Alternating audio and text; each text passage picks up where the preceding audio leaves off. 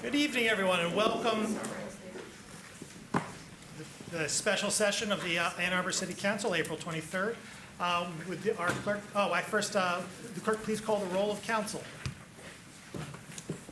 Councilmember Kalasapathy?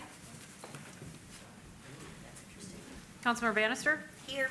Councilmember Westfall? Here. Councilmember Lum? Here. Councilmember Graham? Here. Councilmember Ackerman? Here. Mayor Taylor? Here. Councilmember Eaton? Here. Councilmember Crapel? Here. Councilmember Warpahowski? Councilmember Smith? Present. We have a quorum. Would our clerk please read the order and notice of call of special session? Notice is hereby given that a special session of the City of Ann Arbor City Council will be held Monday, April 23rd, 2018 at 7:00 p.m.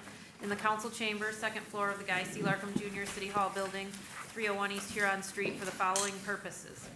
Closed session under the Michigan Open Meetings Act for pending litigation and written attorney-client privilege communication as set forth in MCLA 15.268E and H, and also an open session to consider 3 resolutions. Whatever is proper. Resolution to amend the budget and appropriate funds not to exceed $4,200,000 from the general fund balance to affect the city's ownership of 350 South Fifth Avenue. A resolution authorizing notice and issuance of general obligation bonds, 350 South Fifth Avenue, and a resolution of intent regarding 350 South Fifth Avenue, the Y lot. May I have a motion please to approve the agenda? Moved by Councilmember Smith, second by Councilmember Warpahowski. Discussion of the agenda, Councilmember Warpahowski. Thank you, Mayor Taylor. As our agenda is currently structured, we have public comment at the end of time. The Open Meetings Act requires that we have public comment at meetings, but does not specify where that has to take place. Since the business might take, will likely be, or maybe, who knows, who knows.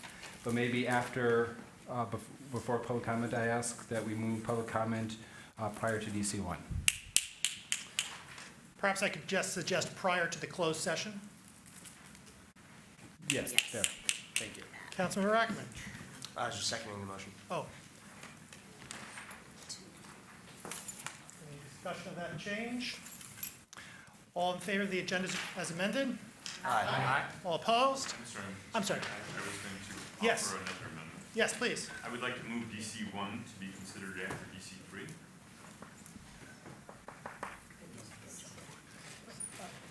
So, Mayor Taylor, Discussion. amendments on the agenda, if they're made prior to the adoption of the agenda, require a majority vote. So I assume the previous amendment was by unanimous consent. I would object to this, so I'd ask for a vote on the amendment to the agenda. All right, so let's take with a motion, please, by this is a motion to amend by Councilmember Eaton, second by Councilmember Bannister. A discussion of the amendment. Councilmember Eaton. I would prefer that we determine the outcome of DC2 before we consider what we might do with that property or come back to the city. And I would be much more likely to support DC1 if DC2 goes, it is approved. Let me say that. So that's the reason I'm offering to move it, and I hope that my colleagues will support me. Further discussion, Councilmember Ackerman. I think it'd be more proper and transparent to discuss what we intend to do with the property before making any decisions to act on that. I think in addition to that, I think it's relevant to my colleagues' decision-making process that they're guaranteed that we'll explore affordable housing before making a decision. I think moving DC1 to after the other two leaves room for a bait and switch, and I wouldn't want to do that to the people. Further discussion? Roll call vote, please, on the amendment. I think it's Councilmember Eaton. My apologies for not notifying you earlier. Councilmember Eaton? Yes. Councilmember Crapel? No. Councilmember Warpahowski? No. Councilmember Smith? No. Councilmember Kalasapathy? Yes.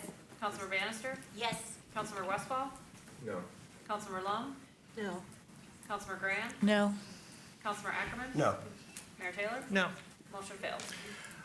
Further discussion of the agenda as amended. All in favor? Aye. All opposed? The amended agenda is approved. We now come to public comment general time. Public comment general time is an opportunity for members of the public to speak to council and the community about matters of municipal interest. To speak at public comment general time, one need not have signed up in advance. Speakers will have 3 minutes in which to speak, so please pay close attention to the time clock. As a matter of courtesy, we may have only one person speaking at a time. And finally, if you require assistance in speaking before council, we'd be delighted to provide it to you. Is there anyone who would like to speak at public comment? Please just come straight up. I would ask that people who have signs, please keep them below chin level so that folks behind you can see. Make a queue and come on up. Anyone else?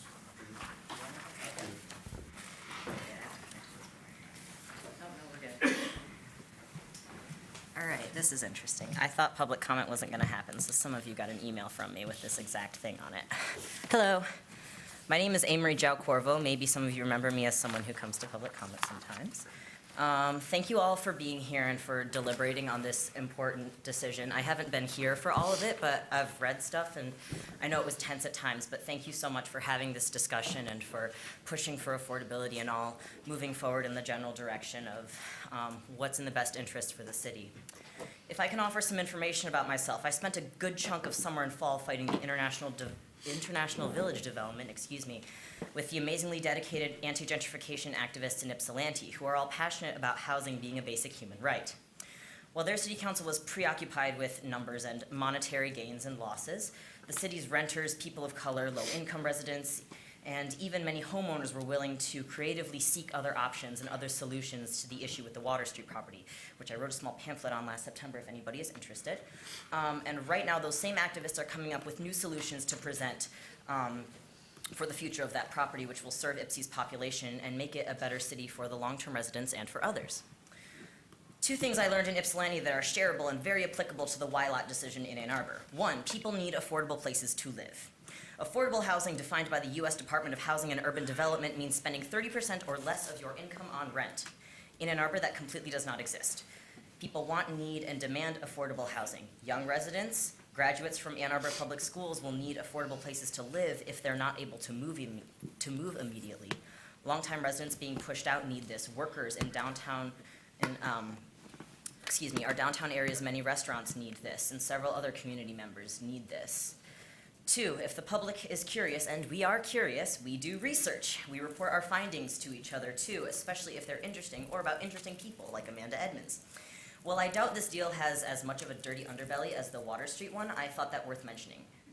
Since I have full faith in the transparency and integrity of several of you before me who I've had interactions with, I am, in good faith, ignoring mentions of donations by Dahlman to campaigns of 3 of you. Because I know who you are, and I believe I know you, and I know where, at the end of the day, your interests really are. I've read the resolution online. I love it. I think it could be improved by decreasing that percentage from 150% AMI to, say, something lower than that, because 150% AMI is $1,350 a month, and that's not affordable.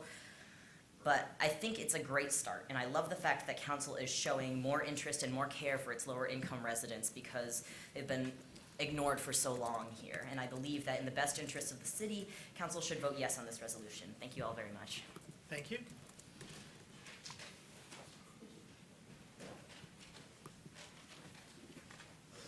Greetings. My name is Aubrey Patino. I'm the Executive Director of Avalon Housing.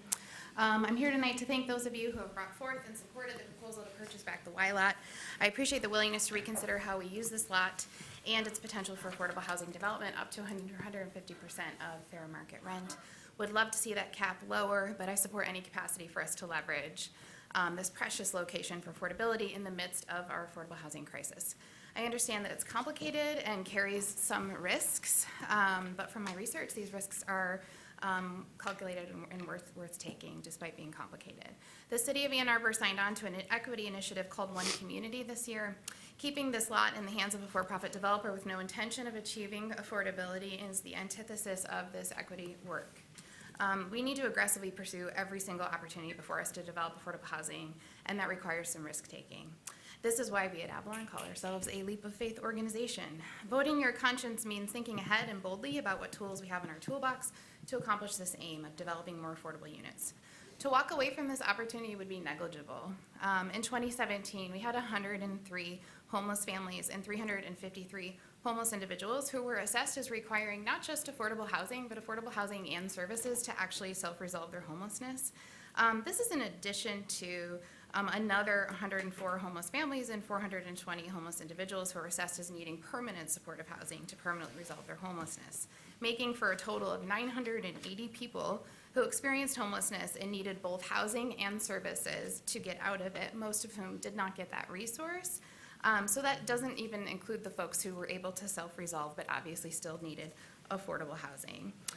This resolution requires the developer to receive housing choice vouchers, a critical component here. The jury's out on the impact of trickle-down housing, but the evidence is clear that when subsidized units enter the market, it has nearly double the impact of market rate units for overall affordability. The irony is not lost on me that people are expressing concerns for adequate parking with this development when it is directly adjacent to the transit center. And in many cities facing an affordable housing crisis, parking structures are headed for extinction and for good reason. Let's keep our sights on what matters: housing people, not cars. Operationalizing equity work, not tokenizing it, and taking the steps needed to keep development opportunities aligned with our vested interest in making this a place that's accessible for everyone. If we don't, I fear what's ahead for us. As somebody who lived in a city like Seattle a little over a decade ago and watched people have these kind of conversations but not be agile enough in their development, that is a city that is now lined with homeless encampments. People will have nowhere to go. Thank you. Thank you.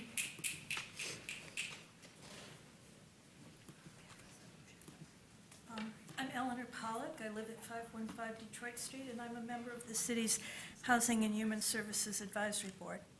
The former Y-Lot site is the perfect example of what it means to be unique. Within the DDA, it's one of its kind, unlike anything else. As such, the city should be under the greatest obligation to determine its use with care and consideration for the maximum benefit of the community. And that shouldn't be reduced to mean selling the parcel for the greatest dollar gain. How we live in our community matters. Amid all the new housing recently developed close to the downtown, there are few, if any, units that are affordable for those in the workforce. People who struggle along at $10 to $15 an hour and provide many of the services that make life work for everyone, including folks like themselves. The Y-Lot is in the perfect location for housing in that it includes, public transportation and a range of services that are accessible by most people. We really need to have a significant number of affordable housing units.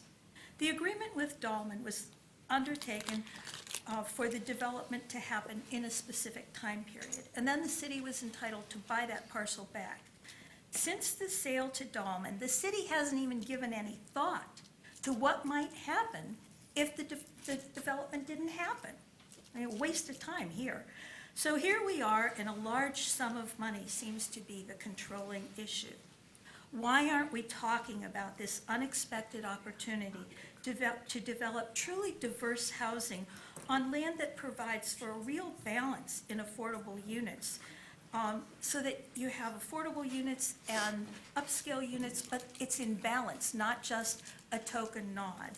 We need to provide an opportunity for at least some of our workforce to live where they work.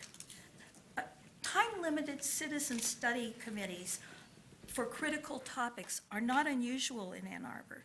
We have the opportunity to spend 6, 9, maybe even a whole year brainstorming the opportunities and possibilities to bring housing into the immediate downtown. Housing that includes more than a nod of units for the workforce. It could include members from the DDA, the Housing Alliance, the Housing Commission, a developer, among the many other people, to explore possibilities on the parcel, and including partnerships for development.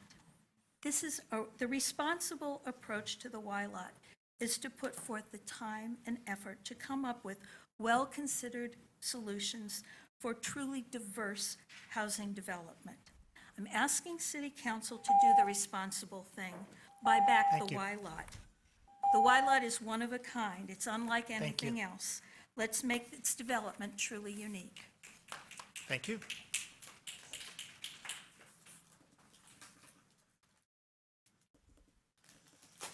Hi, I'm Linda Rama, and I live in affordable housing, and I really, really need affordable housing in order to have a job that I work full-time with, volunteer opportunities that I take advantage of in the community, my neighbors, a lot of healthy relationships that I've built throughout my community.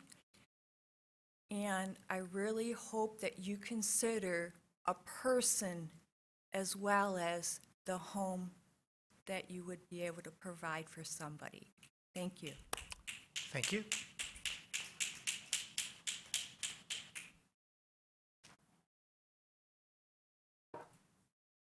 I'm Rosemary Sari. I have lived in Ann Arbor since 1957, and I'm a member of the Housing and Human Services Commission. I have been impressed by the growth in lack of affordable housing for the workers of this community for several years. When I purchased my first house in this town in 1957, it was considered in an upper middle class neighborhood, and that house was bought for $27,000. Now, if you look at what houses in that same neighborhood are going for now, nobody with an affordable income that I had at that time could afford that patient. So I decided to do an informal survey.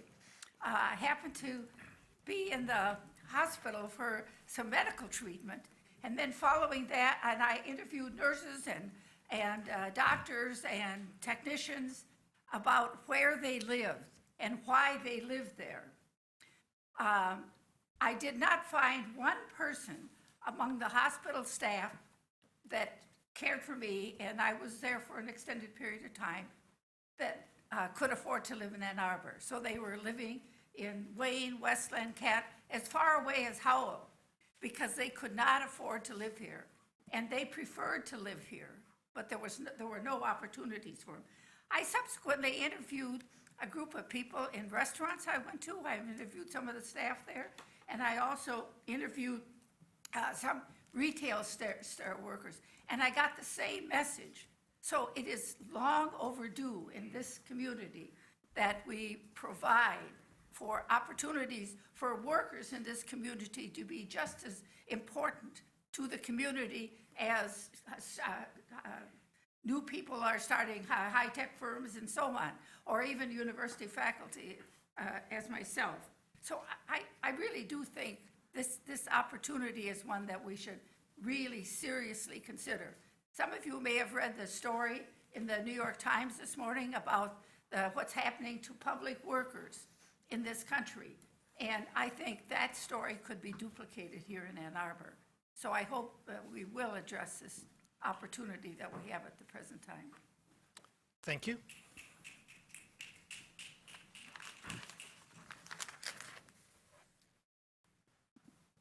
Sometimes it's difficult from my perspective over there that we don't always get to see what you guys say back there.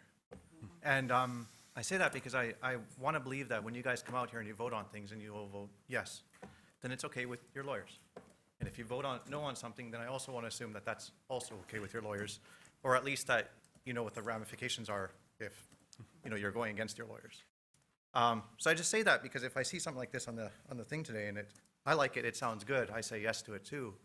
But I say that with a caveat because if there are people who vote no against it, and it's because of concerns about legal stuff, then it's like, I want to assume on my end that it was okay with your lawyer.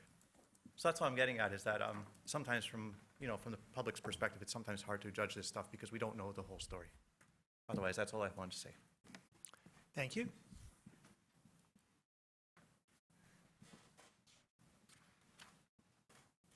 I'm Sam Copy. I live at 818 Henry. I've lived in Ann Arbor my whole life, 43 years. I haven't studied this as much as I'm sure many of you have. I just want to say we're not going to solve all affordable housing issues in Ann Arbor. What we can try to do is go back to where we were 20 years ago, where there was SRO on the Y lot. It's not going to get built anywhere else. No neighborhood association is going to allow it anywhere else. This is the only place SRO is even possible. So if you can all think about that and if you're not going to put SRO on this lot, please tell me where you're going to put it. I would welcome it in my neighborhood when Rose White gets rebuilt. That's about 2 blocks from me, in the 4th Ward. If you're not going to put SRO on the Y lot, please make a commitment tonight to where you're going to put it. Thank you. Have a good evening. Thank you.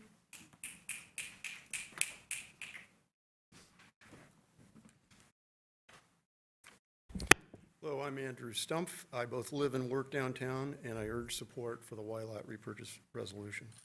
Just remember why this clause exists. When the city sold the lot in 2014, Mr. Dahlman outbid other developers. Many observers and the city were concerned that he was buying it simply to block those other developers who had plans to include a hotel that might compete with Ann Arbor hotels Mr. Dahlman already owned. The city thus included this unusual repurchase clause specifically to guard against that, so that if he simply sat on the property, the city could try again to secure its productive use. Mr. Dahlman has effectively justified those fears, and the property is now worth millions of dollars more than the repurchase price, even using Mr. Dahlman's own assessment, which is public. That history and economics by itself make it inconceivable not to repurchase. Certainly the possibility of litigation or the desire to negotiate again are not reasons not to do so. Aside from whether the lawsuit has any merit, where it makes sense to negotiate with Mr. Dahlman, those arguments are directionally wrong. They are reasons to repurchase, which would maximize the city's leverage.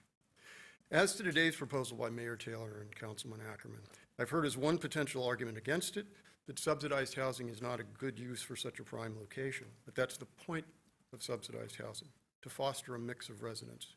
Affordable housing already exists if we're willing to go far enough away from downtown Ann Arbor to rural areas or to Jackson or to Flint.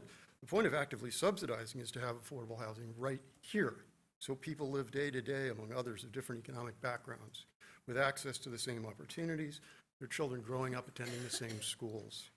That sort of goal has to be promoted deliberately and proactively by the city. If we do nothing, let the market take its course, the market will give us rigid economic segregation.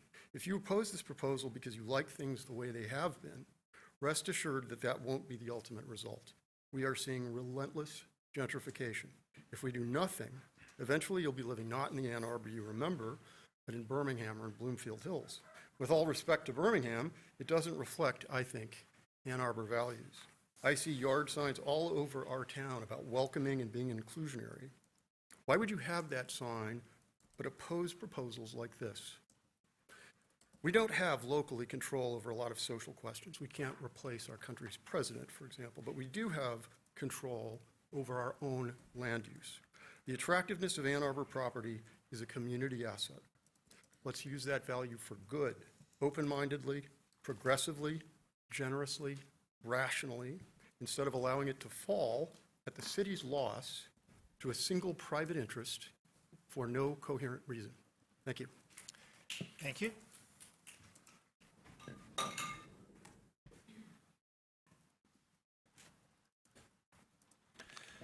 Hi, I'm Greg Pratt, living in East Ann Arbor, member of the Ann Arbor Housing and Human Services Advisory Board. I'm glad to be here today to ask you again to vote in favor of the purchase of the Y-Lot. I also want to offer support for the resolution put forward by Councilmember Ackerman and Mayor Taylor. With the city gaining and retaining ownership of the lot, it opens up more doors for us in regards to housing affordability for people with diverse incomes and identities. I noticed that the rent ceiling lifted to 150% of the fair market rate for this area. When Councilmember Ackerman first told me about this resolution, the ceiling was proposed at 110% of the fair market rate. So, of course, we will need to know what will be the proportion of units that are affordable for people who make 60% of the area median income, roughly speaking about $37,000 a year and less. Those are the people, especially our fellow workers in restaurants, stores, healthcare labor, cleaning staff at the hospital, lecturers at the University of Michigan who have largely cannot afford to live near where they work in our city, in the neighborhoods, let alone downtown right next to the AATA Transit Center. We need workforce housing to be a significant proportion of the total number of units in this development. My initial thought is we should aim to house 200 individuals at 60% area median income and less. According to the data available on the county website, affordable rents for these individuals would be about $929 a month and lower. We can do this. I believe it. I believe in you. I thank those on council who are willing to work toward developing the units at these rates at this particular site. I've heard concerns about our ability to put affordable units at such a prime location as the Y Lot, that it's too expensive a parcel to warrant such a project. As noted in the resolution of intent, the city will retain ownership which minimizes expenses that developers would otherwise be responsible for, property taxes being the big one. Additionally, the city will be able to work with developers through leasing to recoup costs the city will incur in purchasing and maintaining the property.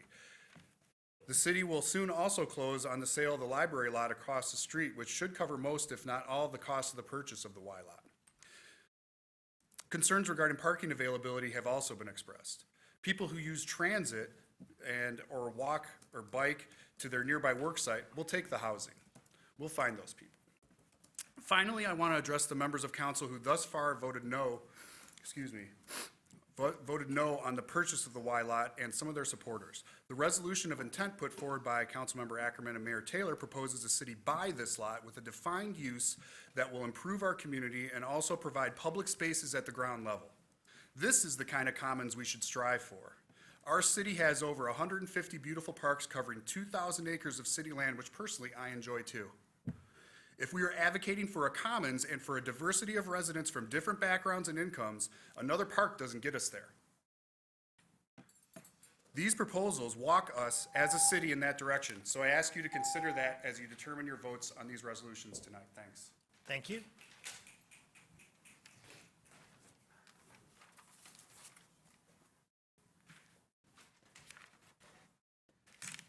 Hi, I'm Jeff Gearhart.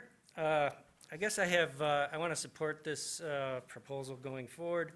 I do want to make the point that even with this proposal going forward, we're still not doing enough. I want to thank the city for the work that they have done on affordable housing in the last 5 or 10 years, but it's not enough. So we should view this as the beginning of doing more, not the end.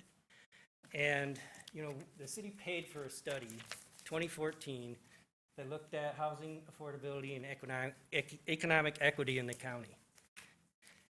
And this study lays out the map for how we're going to address this problem. And I really think everybody on council needs to pull this back up and look at it. Page 1 in big bold letters. The imbalance in income, education, opportunity between the jurisdictions, along with the segregation that goes with it, will hamper the regional economic growth potential of the area. Regions that experience strong and more stable growth are typically more equitable and have less segregation and better balance of workforce skills. There's a whole list of things the city should be doing in here. And among the high impact activities is the very resolution that you're considering this evening. Fourth one over, this is page 39 if you want to pull it up. Fourth bullet, establish a land trust to acquire costly land that can be later leased to developers as a tool for achieving affordability. It's a high impact activity that was identified in a report that you paid for. It also highlights other things, financing bonds, to actually generate more money so that we can make a serious dent in the problem. The report calls for over 3,000 units that we need to be building. So again, this is a first step. But not taking this step, I mean, why did we do this? What are we doing? And then the final point I'll make, and this is on page 38, says, the conclusion is Ann Arbor needs to focus its attention on the preservation and production of affordable non-student rental housing for low to moderate income workers who are helping keep so much of Ann Arbor economy vibrant. And it makes a point, and this is the point that we need to reflect on. Ypsilanti cannot remain the de facto affordable housing policy for Ann Arbor. And if you don't support this, you're supporting a segregation housing policy that says they're in Ypsilanti, and we're benefiting and having our vibrant community because of that. We paid for this. It's all here. Thank you. Thank you.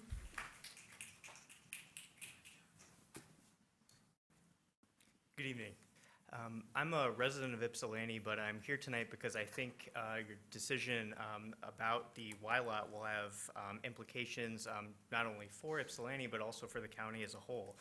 As many of the people making comment tonight have mentioned, the location of affordable housing is just as important as its availability. And we're not only talking about the distribution of dedicated affordable units throughout the county, but the number of units and their proximity to job centers. The first goal, listed in Washtenaw County's Fair Housing Assessment, is to encourage more affordable housing development in high market areas. I think that is very clear and speaks for itself. As far as commuting from Ypsilanti to Ann Arbor, well, the AATA has improved their travel times. Between the two cities, it still takes just about an hour to commute by bus from just about anywhere in Ypsilanti one way to Ann Arbor. High housing prices in the Ann Arbor area are often pushing many households out of Ann Arbor and often to Ypsilanti and Ypsilanti Township. And as you all know, this is an issue for people across the income spectrum, given that 56% of renters in Ann Arbor themselves are cost burden. So I support the city's retention of ownership of the Y lot. I think that'll provide ample flexibility to work with the developer to provide more affordable housing in a way that could work for all parties involved. Thank you. Thank you.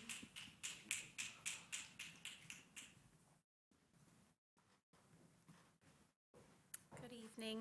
My name is Amanda Carlisle. I'm a resident of the 4th Ward, a member of the Housing and Human Services Advisory Board, and director of the Washtenaw Housing Alliance, a collaboration of nearly 30 nonprofits and government entities working to end homelessness in Washtenaw County. I want to thank the council members who understand and have worked tirelessly to pass policies that provide for more affordable housing in Ann Arbor. We can't rely on the federal government to provide affordable housing for all those who need it.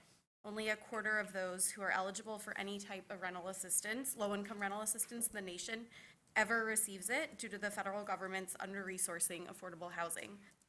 We also know that even when we receive more housing choice vouchers into our community, as we have successfully done through programs like HUD-VASH, which help homeless veterans with permanent affordable housing and supportive services, those vouchers are so hard to use here because we do not have enough physical units of housing and landlords that are willing to rent to people at fair market rents.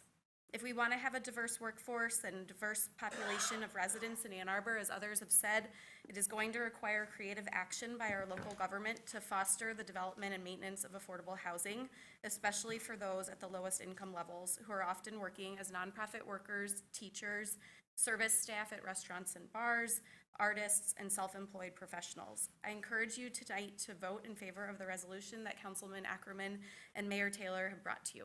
Thank you. Thank you.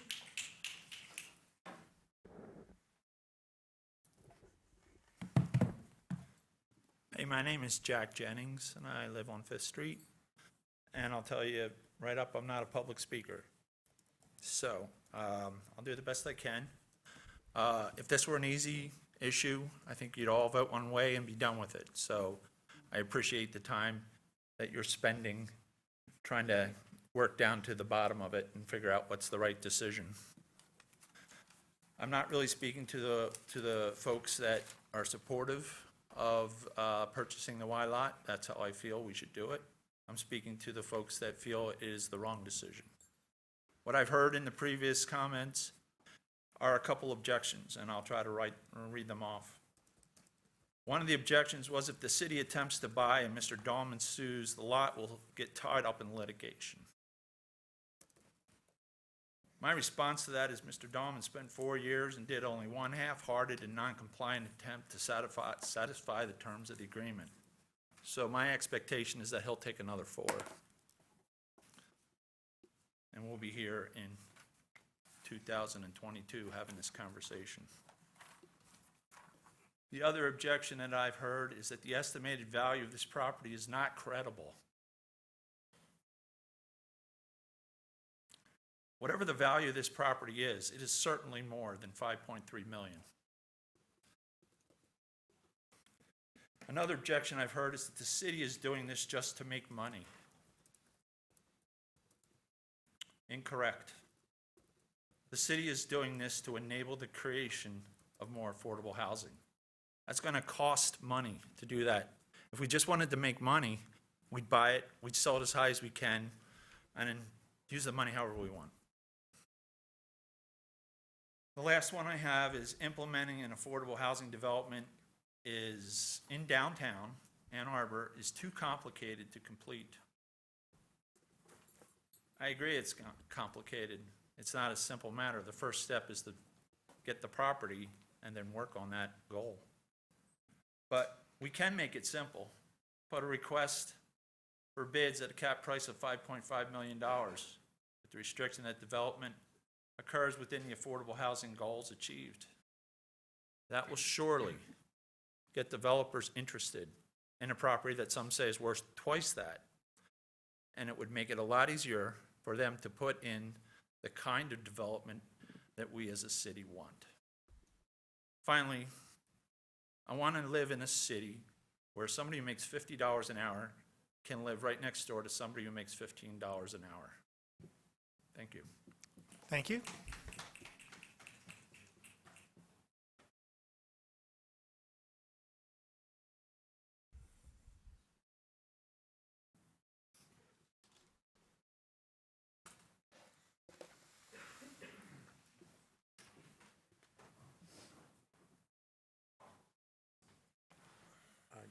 Doug Kilbach, Ann Street. I've just flown back from Dubai. I'm a little jet lagged, but I wanted to speak because I think this is a really good motion. I've been saying for 20 years that there cannot be too many people living downtown, and indeed we've seen a healthy growth in downtown residents. It's been wonderful to watch it more than double in just the time I've been here. But this dearth of affordable housing is a structural problem, not just here, but all over the U.S. We're living in a golden age of cities. Everybody wants to live in cities now, particularly younger people. And it's a sad fact of real estate economics that we cannot produce new housing for the average income American family. We just can't do it without some sort of subsidy. So this package of subsidies is essential and welcome. There's no better site to build affordable housing as much as we can, even if it means building over Blake Transit Center. So I argue and plead and suggest that the more housing we get there, the better, the more affordable, the better across the range of incomes, because if it doesn't happen without the city's help, it will not happen. Thank you. Thank you.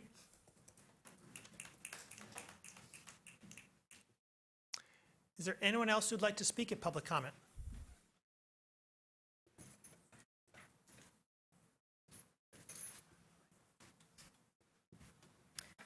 Hi. Even though I'm in my street clothes, I would like to make sure people understand I'm speaking for the Ann Arbor Housing Commission as a city employee for what I would like to talk about. I was actually one of the employees who worked at the city at the time when we had to relocate the original 100 people who were living there. I was one of the people who moved them on the bus, bought them McDonald's tickets, et cetera.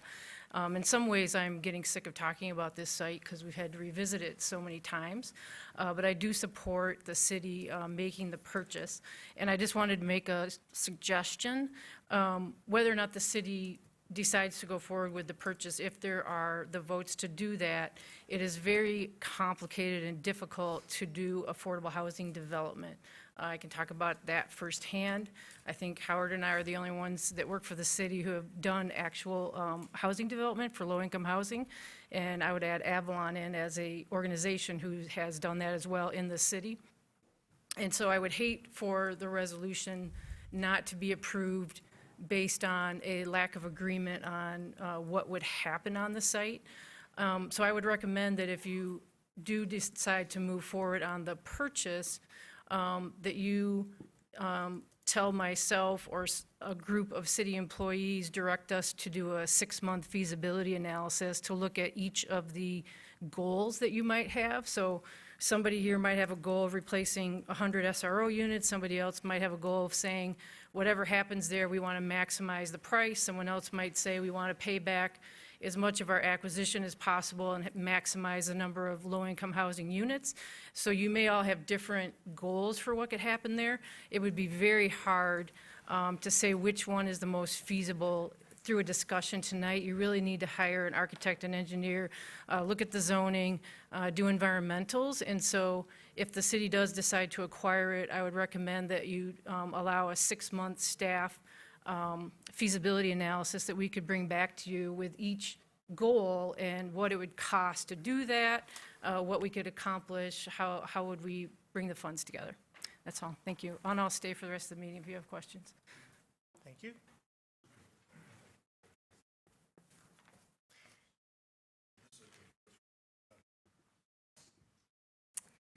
Hi, my name's Aiko Fukuchi, and I don't live in Ann Arbor anymore. I grew up here, and my entire family actually moved out of Ann Arbor because none of us could afford to live here a few years ago. One by one, I think we kind of all just moved out. I moved out of Ann Arbor a couple years ago. My mom just recently moved out. My mom spent the past year actually staying like at her friends' houses, like in their guest bedrooms, on their couches, where she could, because she couldn't find a place that was affordable enough in Ann Arbor to live. My dad moved out of Ann Arbor like 4 years ago, maybe 5 years ago, and moved to Canton because he couldn't afford to live here. And my sister is on her way out of out of Ann Arbor for the same reasons. One of my first jobs ever was working for the Ann Arbor Housing Commission, and I learned there that affordable housing, that Ann Arbor is in great need of affordable housing.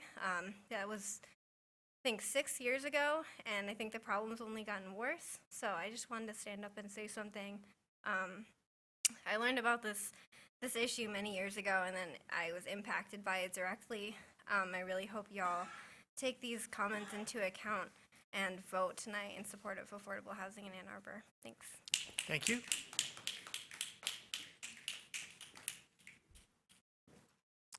Is there anyone else who wishes to speak at public comment?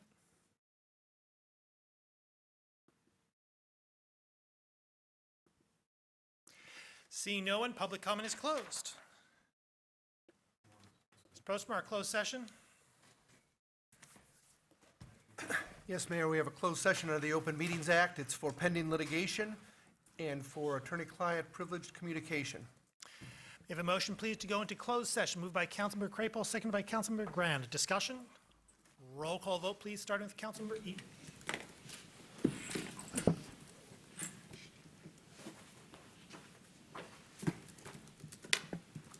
Councilmember Eaton? Yes. Councilmember Crapo? Yes. Councilmember Warpahowski? Yes. Councilmember Smith? Yes. Councilmember Kalasapti? Yes. Councilmember Bannister? Yes. Councilmember Westfall? Yes. Councilmember Lum? Yes. Councilmember Grand? Yes. Councilmember Ackerman? Yes. Mayor Taylor? Yes, Motion carries. we are in closed session.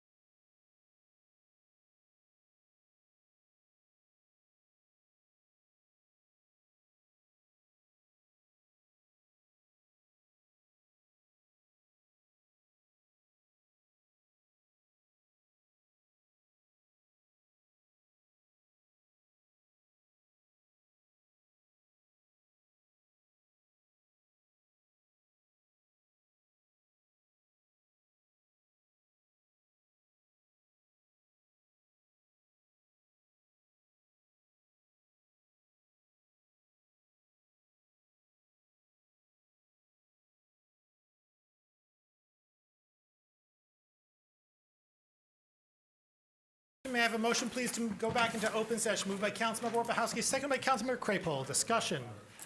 All in favor? Aye. All opposed? We are back in open session. DC 1, resolution of intent regarding 350 South Fifth Avenue, moved by Councilmember Ackerman, seconded by Councilmember Orpahowski. Discussion of DC 1, Councilmember Ackerman. Perhaps I could ask for a motion to postpone DC 1 for the purposes of negotiation and the pursuit of additional information. The postponement, let me suggest, goes to our next meeting, which is anticipated a special meeting at this time anticipated on Tuesday, May 1st at 5 p.m. Is there a motion for such postponement? Moved by Councilmember Orpahowski, seconded by Councilmember Westfall. Discussion of the postponement. All in favor? Aye. All opposed? It is postponed. DC 2, resolution to amend the budget and appropriate funds not to exceed $4.2 million from the general fund balance to affect the city's ownership of 350 South Fifth Avenue. Moved by Councilmember Ackerman, seconded by Councilmember Craypole. With respect to DC 2, may I request a similar postponement, that is, to May 1st at 5 o'clock, a special session, or that is the anticipated time of the special session for the purposes of negotiation and the pursuit of additional information. Moved by Councilmember Craypole, seconded by Councilmember Orpahowski. Discussion. All in favor of the postponement? Aye. All opposed? It is postponed. DC 3, resolution authorizing notice and issuance of general obligation bonds, 350 South Fifth Avenue. May I similarly request a postponement to a special session at this time anticipated to be We need a motion on the main. Thank you very much. Moved by Councilmember Ackerman, seconded by Councilmember Graham. Now may I have a motion to postpone DC 3 to a special session at this time anticipated to be May 1st at 5 p.m. for the purpose of negotiation and pursuit of additional information. Moved for postponement by Councilmember Craypole, seconded by Councilmember Orpahowski. Discussion of the postponement. All in favor? Aye. All opposed?